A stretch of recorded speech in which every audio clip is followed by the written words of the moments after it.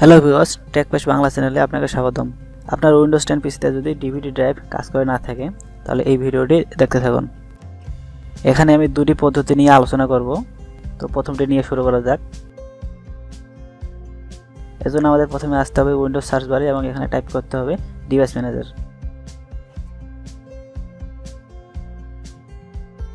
উপরে দেখতে পাচ্ছেন ডিভাইস ম্যানেজার চলে এসেছে, এখানে ক্লিক করুন।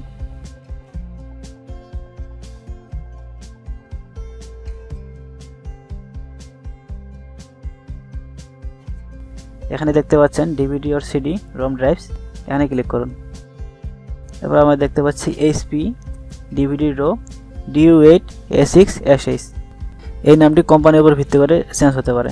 তো আমার এখানে আছে HP DVD RW DU8 6 S6। ওকে, এটার উপর রাইট বাটন ক্লিক করুন। এরপর আনইনস্টল ডিভাইসে ক্লিক করুন। আনইনস্টল।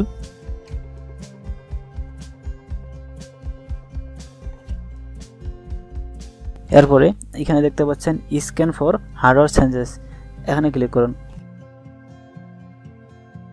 কিছুক্ষণ অপেক্ষা করুন।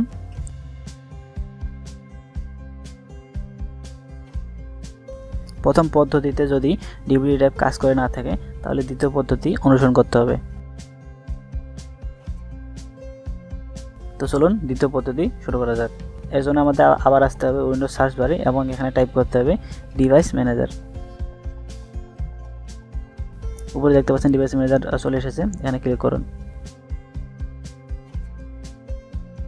এরপর IDE API কন্ট্রোলার, এখানে ক্লিক করুন।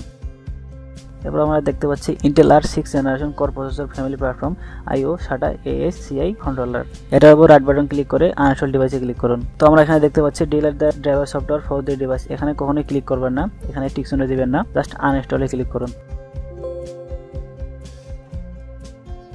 এখন আপনার পিসিটি রিস্টার্ট দিতে হবে, তাহলে দেখবেন যে আপনার ডিভিডি ড্রাইভের সমস্যাটি আর থাকবে না। ধন্যবাদ ভিডিওটি দেখার জন্য। আপনার বন্ধুদের সাথে ভিডিওটি শেয়ার করুন, লাইক কমেন্ট করতে ভুলবেন না এবং অবশ্যই চ্যানেলটিতে সাবস্ক্রাইব করবেন।